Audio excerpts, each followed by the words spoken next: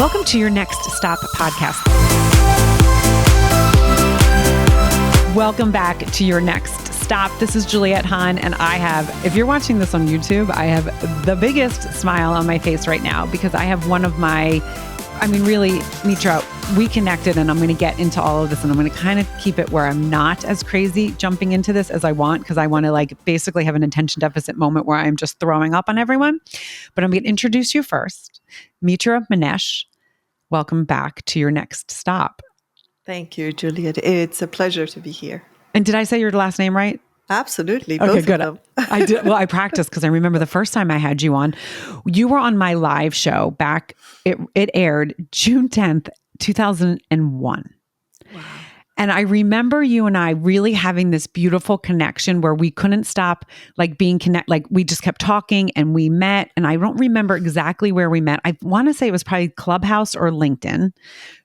Thinking of the time. I think we were both panelists on some kind of conference. We were speaking. That's what I recall. Yeah. Yes. No, you're totally right. So I want to also let people know they can find you. You're a mindful educator, and there's beautiful things that you're doing right now. You're an author. You're a speaker. There's I'm so excited to find out where you have gone. And that's why I want people, if they want to go back and listen to your beginnings of your life, but they can find you on your website, which is, I'm going to spell it out, but tell me if I spell it wrong. It's mitramanesh.com is your website. They can find you on LinkedIn, and then on Instagram, it's your name, but underscore. And correct. Okay, perfect. See, I'm on it. Well done, Juliette. So, there's many things that I'm excited about because we just, my listeners know I kind of talk a little bit behind the scenes before we hit record. Mm-hmm. And I kind of came in hot. And you're like, you okay? And I was like, yeah, I just, I have a lot going on right now. And so we did, and I said to you, when we met, I don't even think my storytelling business was up and running. I think I was doing workshops and talking, and I had the podcast, and I was doing the live events. I was doing the stuff with the NFL, which I still do, like a segment for the Super Bowl. But it was all kind of growing. And that's one of the reasons why I love doing podcasting, because it's almost like this history time capsule. That we can go back and look where we were and then how far we have come. And then also the setbacks, where we were. So you just shared, I was telling you all the things I'm doing, and my listeners know, I'm working very closely with the Sopel Foundation for Dyslexia. Brent Sopel, we have a podcast called Word Blindness. And so I was taking you up to speed on that. And you said, wait, you know that I'm dyslexic if you read my page. And I said, wait a second. I do remember when we interviewed you telling me how much you struggled, but I don't think we ever said to each other we were dyslexic. Yes. So we just kind of went through this whole thing. And if you can share just for a second, because you said to me, because of your dyslexia, the way you teach. So can you just take us through that a little bit? And then we're going to get into all the new things that you're doing. Sure. Yes, I didn't know I was dyslexic as a child. Such a thing, I don't think was a thing. And if it was, I wasn't diagnosed. But I realized that I understand things not as they're presented, but in colors, in shapes, and most importantly, in patterns. Mm-hmm. So now walk forward 40 years, 50 years. And I teach mindfulness. I teach it at UCLA. I teach it privately. I take mindfulness to workplaces. I do mindfulness coaching, mediation, because I'm a former human rights commissioner and adjudicator. So I do a lot of mediation work. And what is interesting is this, that if I tell you, and I know it's like Hallmark card, it's a gift, but it truly is a gift in practice for me, mm-hmm. that first of all, I simplify everything I hear. And when people talk, I see them in patterns. So when my clients come, be it a corporate client or a one-on-one coaching client, they say something to me and I'm seeing a pattern. So I tell them within half an hour, this and this and this, and almost single one of them, first session, they say, who did you talk to before meeting me? And I make it a thing that I never research my clients, never, mm-hmm. until I know them and they want me to. And I say, nobody, you were telling me this, and they cannot comprehend what I'm talking about. I'm seeing a pattern as they telling me about their personal life, their professional life, and their social life. So that's one gift. The other gift is when I simplify the deepest concept about soul and invisible and energy and visible world and all of that, I just say it the way I understand it. So here's the statement. If I understand it, Juliet, almost everybody understands it, because I just do not understand complex things very easily. Right. And you are an incredibly brilliant woman. And that's where, when people think of dyslexia that don't have any knowledge of it, they think, that you're not as smart. And that is one of the things that we talk about on word blindness at all the times, that it's not anything to do with your IQ. So when you're tested, like when I was tested, I always laugh. I probably had like red number 5. And so my attention deficit was off the charts. So I tested really poorly in some things. So they're like, oh, she's just dumb. It's not Yes. that she learns different. And Yes. that was the narrative that I had. And I shared with you that, and I think my listeners know I'm feisty. So as much as people would tell me that, I would, kind of give them the finger and be like, you know what, I'm going to prove them wrong. But that doesn't happen for a lot of people. A lot of Yeah. people, it just makes them shrink and shrink and shrink. And the patterns that you say we talk a lot about is the empathy and how we can read people. Like that is one of the things why I became so successful in my storytelling, is because I know how to read people so well because of being in the classroom, not knowing what I'm doing. As you were saying, like someone's taking a piece of paper out, you're like, what did I miss? I remember that so vividly. Like I was just listening. What did I miss? I don't understand how all of you know what to do. Where am I wrong here? So the fact that you can pull that out, that is a beautiful gift. But as you also shared with me, is that, and I remember the first episode really clearly, and I did not listen back to it. So that's another one of our gifts. We can kind of hold on to some things, is Yes. that you said that you were considered, or you would have been considered, the village idiot, because you were so Yes. different than everyone. Yes. And like, that is what we're trying to change, because it is not diagnosed as much. There's people are like, oh, well, no, dyslexia is so much more talked about. It's so much more remediated. It is not in the schools, because just what you said, you have adjusted the way you teach. The schools are still teaching back in archaic days. And yes, they're Yes. remediating some kids, but a lot of times it's having to go to these private schools that sometimes help, sometimes don't. And they're so Yes. much money that most of humankind can't even pay for them. And 50% of prison inmates are dyslexic. Like, so Wow. as much as we keep saying we're doing so much in this world for dyslexia, we have so much more understanding. It's happening in the educational world where they're studying it. They know what the brain looks like a little bit different than they did before, but we're still not getting to that child in the chair that is sitting there looking around saying, I don't understand why I'm missing it, because the teachers are not being educated. The teachers are Exactly. not being educated on how to teach. And you're just gifted because you figured out who you are as a person and what Yes. works best for you. So now you know how to teach it to someone else. And that's a Yes. beautiful gift. And they are true. That is true. And it is true that it's more talked about than, let's say, when I was a child. But the fact is, talking doesn't do anything. It's a great place to start, not a great place to stop. And feels like that's stopped to some degree and that is very important, because even now, when for first time I go, let's say, ask about something at the bank or something, I am sure I can tell. I mean, they're polite, but because of the way I ask questions, they think I am very slow. Mm-hmm. And then if they stay with me, the following question after the introduction to information, they sort of like take a double take. They say, like, wow, nobody has asked us this question.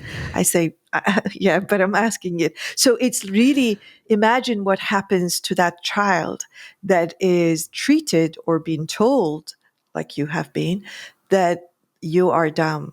And then that stays with you. Mm-hmm. My fortune was that my family was very academic and I was the youngest. So I went to school that my siblings went to, and everybody would see my last name and say, oh, are you related to such? I would say, oh, are you just as sharp as they are? I thought, oh, apparently I need to be sharp.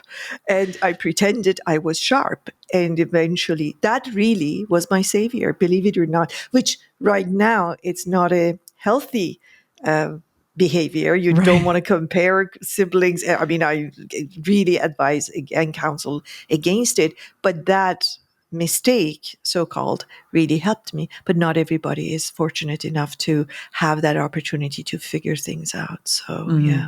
Yeah. Well, thank you for sharing that. And I mean, it's so funny. I said to you, I was like, wait, maybe I need to have you on word blindness. But then I was so excited to talk to you. I didn't want to stop. And I was like, you know what? We can still have you on word blindness because that audience it's a different audience.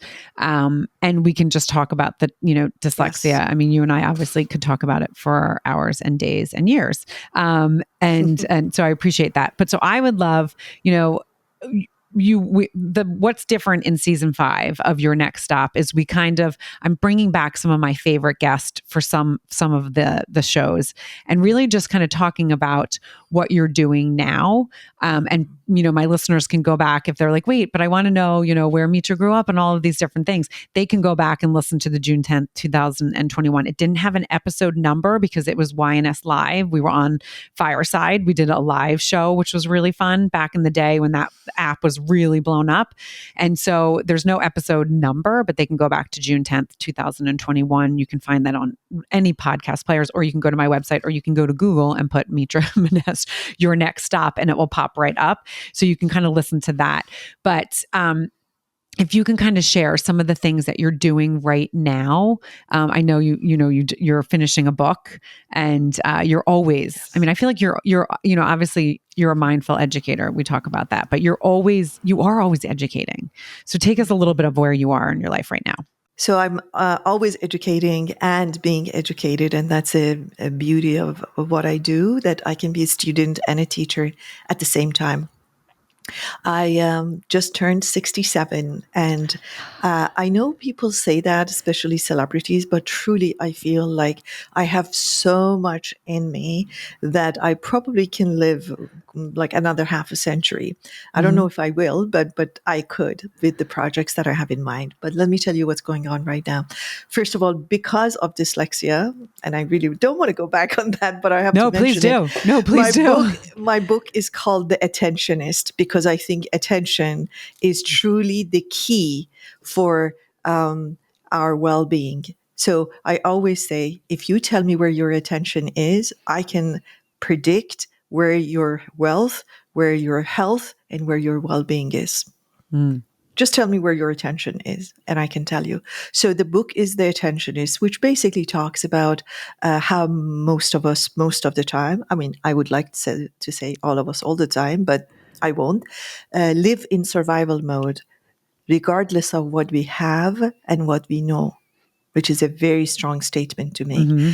As you know, I'm in Los Angeles and I work with many well-known people, and I see that pattern in them. I also do a lot of free volunteer work where people who literally don't have food to eat that night, and I see it, and I'm thinking there is not much difference between these two groups, and these two groups could not be further away from each other. That's a Mm-hmm. fascinating part from outwardly, sort of from the look of their lives, but they are very, very similar in their suffering. So their pains may be different, but their sufferings is exactly the same.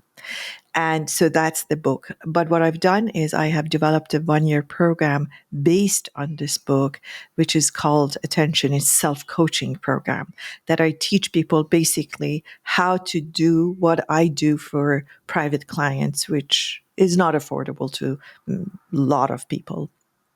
And then I also, once they graduate, I groom them to become professional coaches and Mm. do what I do. Because eventually my dream is within the next year or so to do far less of one-on-one executive and private coaching and more of basically just teaching what I do in private for clients to students globally. That is my dream, Mm. based on the book, basically. Yeah, I love that. Now, where do you think in your work, and I mean, I think one of the things is fascinating. And before we started hitting record, I was giving you kind of the timeline of from when we first met to where I am, being Mm-hmm. the chief communication officer for FedTech, which in my wildest dream, never would have ever thought that that happened. But it was one of those things that I'm curious. I do believe because of my dyslexia, I love to ask questions, but that's how I learn. I need to ask questions, right? I need to ask questions to be able to understand things, as you just stated. And so seeing the evolution of where I am now, I can go back and I can see why it happened, right? It's not like, oh my God, Yes. where did this come from? That's so weird. I can actually go back and be like, okay, I see all the little steps that happened that Yes. now put me where I am. So, kind of what were the steps that led you to decide to write this book? To basically, the book is the result of I've been doing this work for Yeah, 40 years, and this 40 years on 4 continents. I've lived around the world. right. So I thought, if I want to put together things that I know through work experience and my own knowing and knowledge, what would it be? So I basically put that in writing. And as you said, our journeys are so different. When it's designed, is very different than when it's open ended, which it is with dyslexic people Mm-hmm. mainly, because I mean, I don't comprehend a lot of things that people do. I went from one continent to another, truly not knowing what I'm going to do. And I ended up in Australia. Well, I'm originally from Iran, and left Iran on foot. But I ended up earlier years in Australia. That's where I started actually coaching, when coaching was not a thing. I mean, Right, every right. time I said I'm a coach, they said, "Oh, gymnastic," and I wondered where that came from. It was because I was a slim and I was a woman, and Right. coaches were like gymnastic coaches. But I started, actually, that happened because we had a tech company, my then husband and I, and a client of ours had a meeting with us and his team, an American company. I remember exactly. And the person who was running it had a meeting only with me. And then I gave him some feedback on the team he had brought. Just said, you're this and that. And he said, "How do you know that?" And those days there were no Google. And I said, "Oh, because of the meeting we had this morning." He said, "All of this, what you said, is because of the meeting?" I said, "Yes." He said, "You should do coaching." I said, "What's coaching?" He said, and then he explained to me, he was an older man, father figure. So he actually created coaching idea and coaching business for me, which then I started doing it. And it was just fascinating. Then I ended up going to Canada, where the father of my children, my ex-husband, was living. I wanted them to be close. And then it served me so well. Somebody called me talking about things just coming up, opportunities, as you were saying, how beautifully it unfolds. I Mm-hmm. remember I was volunteer. I always volunteer where I am, because I think the least I can do is to contribute to the society and the community that I'm living in, because I wasn't born there. Mm-hmm. And I feel like, okay, I'm here. Thank you. Let me give you something back. So anyways, I was volunteering. It was an advisory committee about some social issues, community issues, to the prime minister. And one day somebody called me at home and said, "We're calling from appointment office."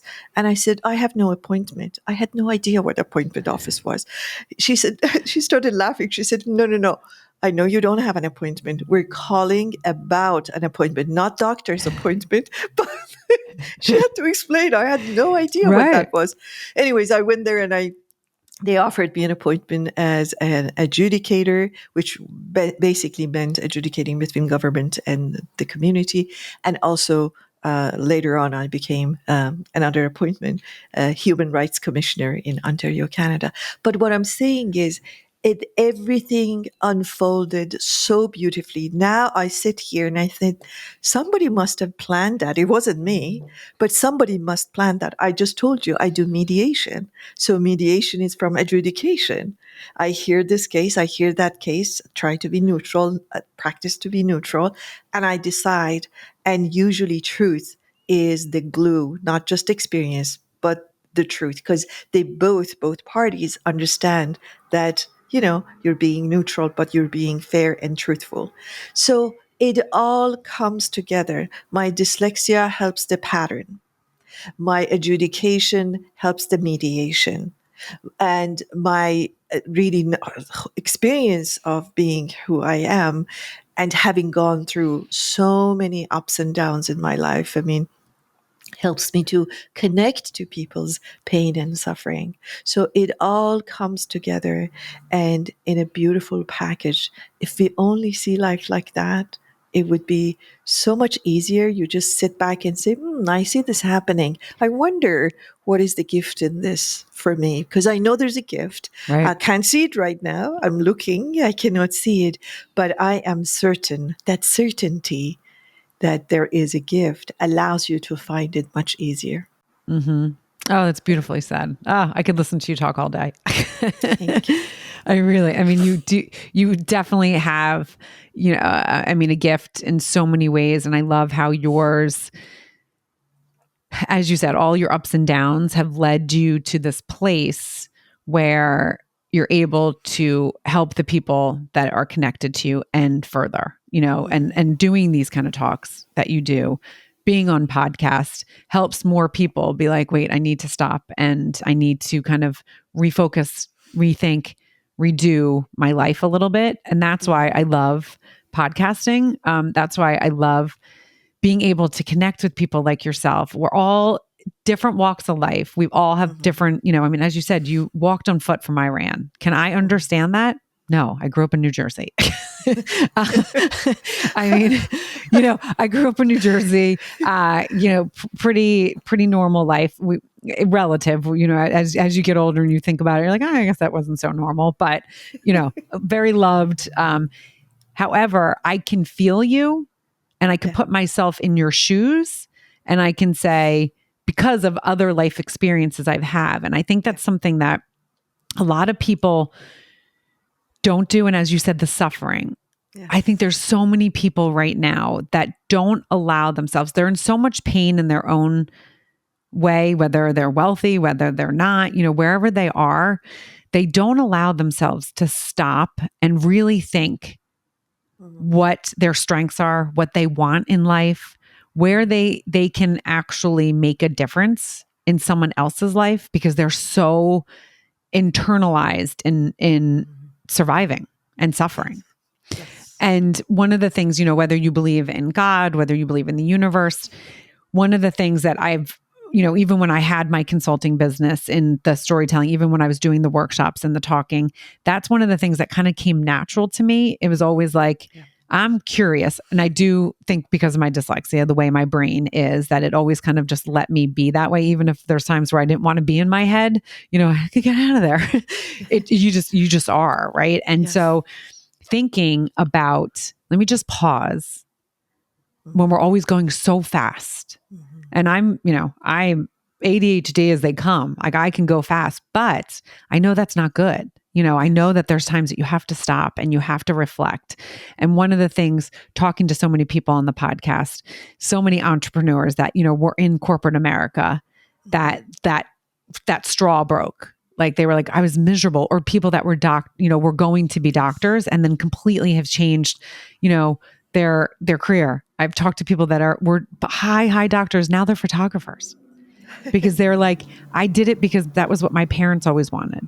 Yes. And I hated it the second I even went to med school, but I continued. Yes. And I'm like, oh my gosh, that's terrible. How do you do that? So you are so aware, and the way you teach and the way you explain to people is like, you have to stop and you have to, as you just said, think about like these different things. But the fact that you were so young and found out like, okay, these are the parts of me that I know I can connect by having mentors like that, the older man being like, what do you mean? Because you probably always knew that you were different in that way. Yes. Like, how come I know this, but no one else knows that? Yes. Like, how come I can see that, but no one else can see that?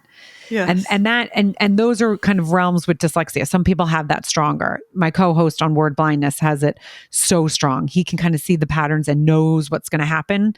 And people are always like, what are you talking about? And he's like, I just know. And it's so weird. I don't think I'm as intuitive to that, but I have other things, right? Like like my communications, like I can read the slightest thing where I'm like, oh, that person wants to talk. I'm going to be able to pull that out of them. So this conversation can go, they can feel really good as they leave. It can be the comfort thing. So if you can kind of take us back a little bit to, and I love how you kind of put up like the book was like, okay, these are all the steps that created and led me to this book. Did you have the idea, like you always knew that you wanted to do this book? And the reason why I'm asking you is this, because I think there's so many people that could be authors or could really share things, but they don't know how, like they don't know the steps. Like they have this idea and they're frozen in it. And it's just this idea for years and years and years. Did you always know that this book was kind of like something that could be, or was it just like a defining moment that you were like, oh, and it just happened? Can you take us through a little bit of like, yes, your life work is this book, but when was it like, I'm going to put it down on paper? Was it always a knowledge, or was it like one defining moment that you can kind of think about? Definitely not always a knowledge. I don't have any always in my life. Always doesn't exist. Right. And I'm fine with it. It's like this moment, it exists, but always no. But it came when I think in a class, through questions. And by the way, that's a beautiful way of, as you said, I ask questions, you said. Mm-hmm. That is questioning.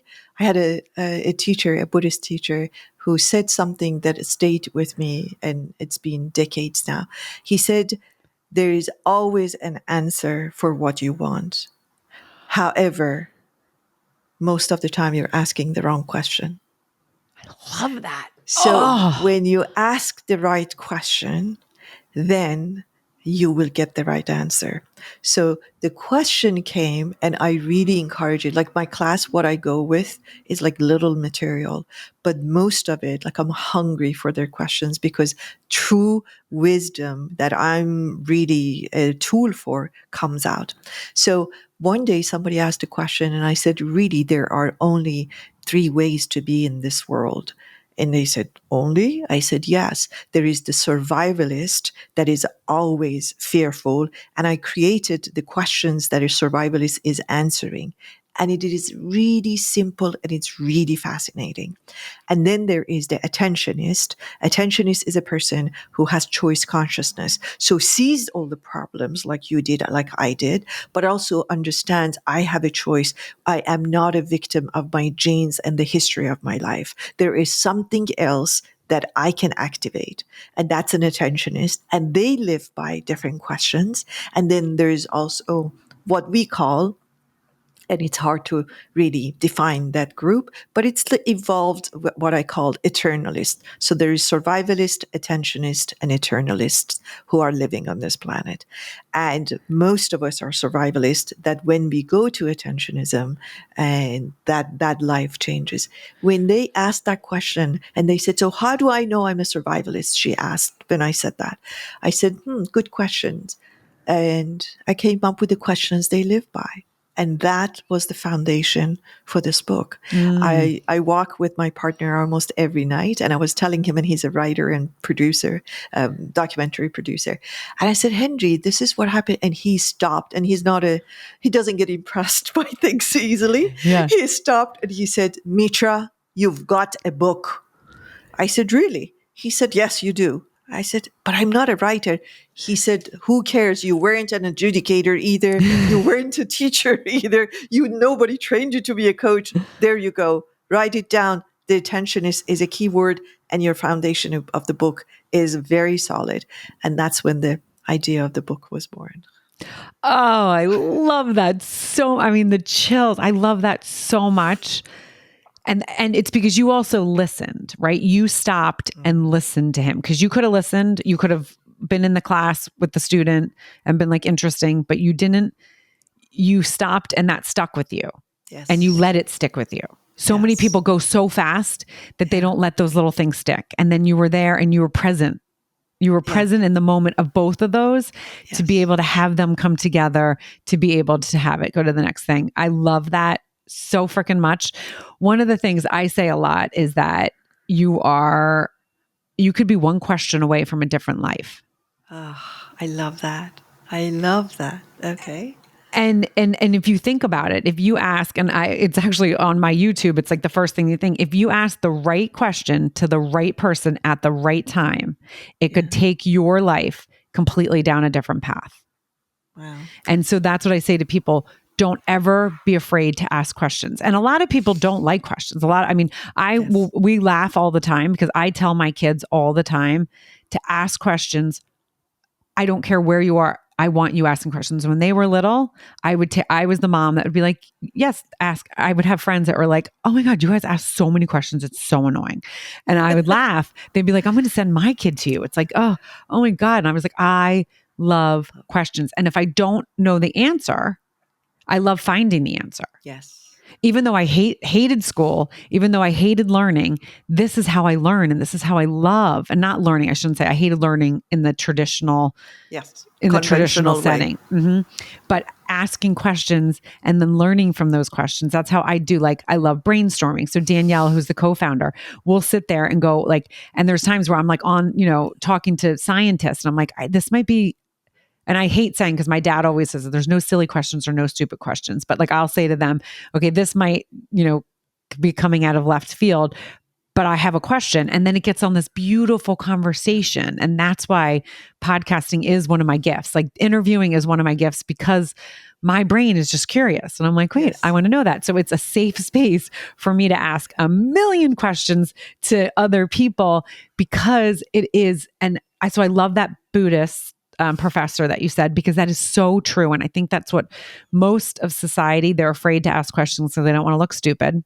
Trust me, I've been there, right? I've been there in a classroom where like, I just want to ask this question, but I feel so stupid. I don't want to ask because no one else has this question.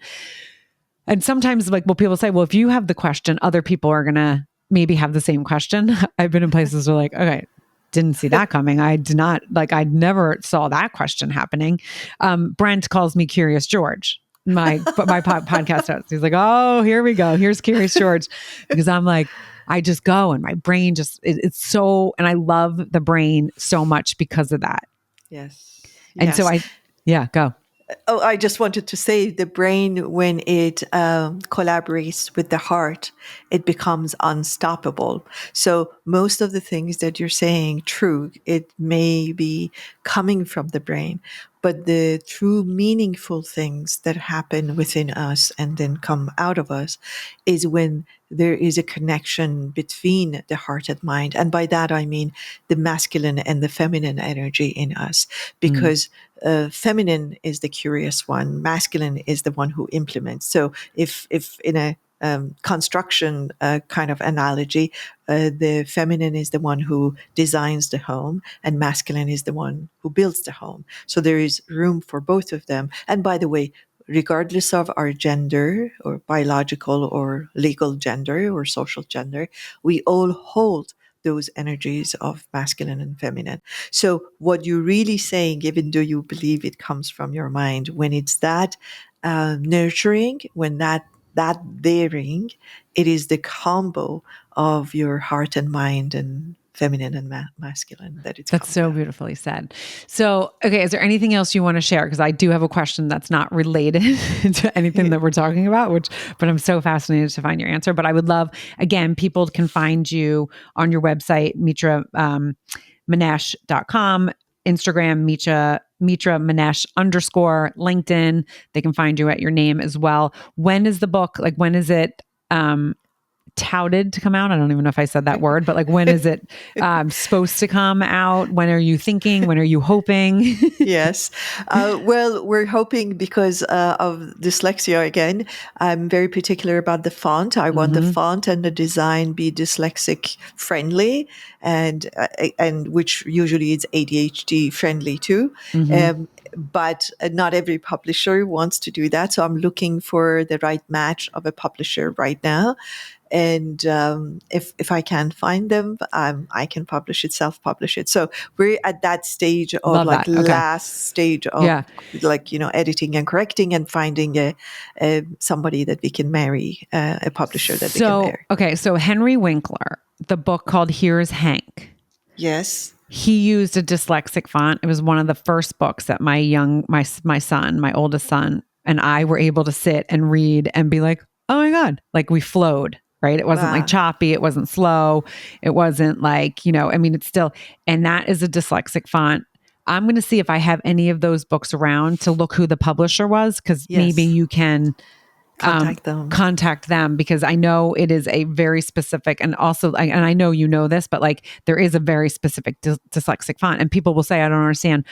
how is it, and that's where the dyslexia comes in all different ranges. Like some people, I can read, I've always been able to read, even though I've been very slow. But if I read out loud, I can't comprehend anything. I have to read to myself, but I have to listen.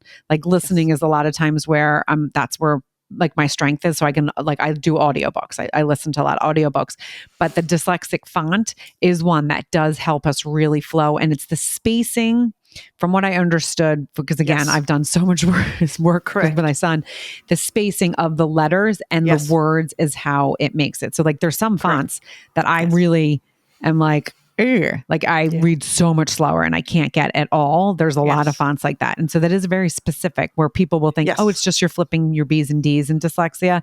It's some people do that, right? But not everyone. I do. But there's so much more to it and it's very specific. So I love that that's what you're doing. I'm going to also ask around in my networks to see if anyone, but Henry Winkler, I know that Here's Hank, that book particularly, and that came out years, like he had a couple different series, but he's severely dyslexic. So if maybe you have anyone in your network that knows him, can maybe try to connect you with him and he can give you a little bit more information on there. So the question I want to ask you, because I also know, because you're in California, so this is going to be an interesting question that is not a generalization, but a generalization with this word. So neurodiversity. I don't like it at all. And I'm going to tell you why I don't like it is because I think that in education, so a couple different things, and not everyone knows this, and this is the education that we're doing with the Sopel Foundation, is in certain states, your IEP, so your individual educational plan that your kid has. So when they go get a neuropsych, when they get the diagnosis of dyslexia, there is certain states that you cannot put the word dyslexia on it. So it is handed to the teacher. And it is said, it's called a specified learning disability or LD. Okay. So a teacher's getting it. And now I really think they're going to try to put the word neurodiverse to get everyone that's been fighting about this word, like specific learning disability. They're going to be like, oh, well, we're going to put neurodiversity. So now they understand. Yeah. If you say to someone, I'm neurodiverse, if you look up the word neurodiversity, there's about 1,000 things that can go underneath there. It is still not specifying what actually it is. And a lot of people don't love the labels because they're like this. The label is your roadmap. That is one thing that Brent says all the time, which I love. It is your roadmap. So it's actually showing you how you learn and letting other people know this is how my brain works. So the fact that like it's now thrown out there like, oh, we're all neurodiverse and there's a million different things. So what we have coined is something called the 5 Ds. So that's dyslexia, dysgraphia, dyscalculia, ADHD, and dyspraxia. And I'm saying dyspraxia wrong, I think. So that last D is one that I don't have, and I really haven't found anyone that like that's a very small percent. But that's the speaking part. The dysgraphia is the handwriting part. The dyscalculia is the math portion. Right. ADHD is ADHD, and dyslexia. So when you have the 5 Ds and you start talking about the 5 Ds, it's like, oh, I get it. Like I remember when the neurodiversity word came out, I remember I was like, oh, okay, this is the buzzword, I'll use it. And someone said to me, oh, are you autistic? And I said, no. I said, oh, interesting. I said, I mean, no shame in that if I was, but like, why would you ask me that? And they said, well, you said you were neurodiverse. And I said, right. So then we started doing some research on neurodiversity. Neurodiversity is a word from, I think she's an Australian activist that came up with the word came from autism. And then everyone jumped on it because they're like, oh, we're going to use that because neuro, the brain, obviously diversity. And it's still like, so there's a lot of people out there that think that it's great. And they're like, no, I'm appeasing you. I think someone's like, we're shutting them up and just putting everything together so they can't have it separated. But then these poor teachers have no roadmap to each child. And it's like, again, specified learning disability. Like there's so many learning disabilities that you can have. If you say dyslexia, okay, I get it. If you say dysgraphia, okay, I get it. Dyscalculia, the same. You get it. You have an understanding of that child. So I would love to know what your thoughts on the word neurodiversity is after that long rant. So first of all, I know there's been obsession about neuroscience because where I teach at UCLA Yes. is the School of Neuroscience. We just actually changing the department, but recently, but it was in the School of Neuroscience. So I worked with a lot of neuroscientists, and then I also realized everybody is using neuroscience information to sort of speak, and even though none of them are neuroscientists. So one Right. is that obsession, and these are like fashion. It will go away. Something will replace it. I'm sure with AI coming, something else will come. But right now, it's that. So I understand why it's happening. But I loved your 5Ds D's. because Right. I can actually, I have three of those. And what is interesting when you said that, it was very clarifying for me. I'm actually very strong in two of them. And the three of them, I'm just like very, very weak. I'm very good with math naturally, and I've Okay. been at school. I'm very good at speaking, but the Mhm. other three Ds are like really, really. I have to work hard. Right. So that was very helpful. Thank you for that. And talking about coining words, I'm an expert. As you know, the attentionist is not a word, I made it up, but I have a word that I use, and I call it diverse ability instead of Mm. disability. I call it diverse ability. So I I really, love and then that. people ask, so what does that mean? So there's an opportunity. That's an opening thing. I say, Yeah. I have diverse ability, or I ask, especially younger people, I say, do you have any diverse abilities? And they say, what is that? I say, meaning you are able in a different way, because this ability is like a negative thing that I'm not able. You are able, but I'm disabled. But diverse ability, and I coined that word myself because I I love had to that. ask. Yeah. And then it's like, oh, I'm diverse, and which is true. You and I spoke about that. I'm able in a very different way, and that's diverse ability, not disability. So I use that, but I will really look into your 5Ds because that's very helpful to even understand myself, let Right. alone working with my wonderful students and clients. Yeah, so that's one of where we're coming up with the whole like logo and all of these different things Love that. because 5Ds it shows you. And at first we were calling it the 4Ds because I wasn't thinking of Mm, dypraxia, and then it came across my desk and I was like, oh my god, I feel terrible because that's we don't want to exclude anyone that is actually part of that part of your brain, right? That's right. where that part of your brain. And we had all these different things we were going back and forth, but Brent and I both very strongly, like at one point we were doing the podcast and we've had a couple guests on and they would say, neurodiversity. And then all of a sudden I was like, I hate that word. And he's like, oh, I hate it too. And then we got like angry and we're like, okay, we need to come up with something else. I'm like, it's again, it's not giving the picture to that poor teacher that's trying, that wants to do well, but we're not giving them the tools. So I also love that diverse ability. Is that how you say it? Yeah, diverse. Oh, diversibility, whatever. It's the same, diverse or diverse. People Okay. use both Yes. words, but I say diversability because it rhymes also with disability, diverse ability. Civility. Yes. But you said something that I want to comment on. The fact that you said we got upset and then we created. I mean, if we just take that, and it comes with a permission. That Mhm. is with the permission. So what do I do when I get upset? I can give up, I can create, I can stay reactive, or I can stay or become creative. Mhm. So that is part of our diverse abilities that I get exactly the same. Things that upset me always end up in creation. And I mean, Right. always. I mean, I Yeah. go to a restaurant, I think, like, I didn't like this food.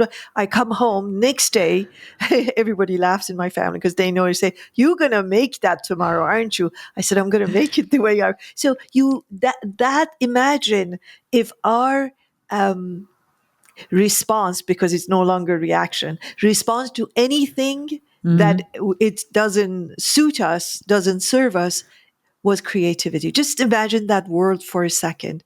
What kind of a world I will have? I'm reacting to what you're saying or the way you're treating me. I go and create something that is amazing.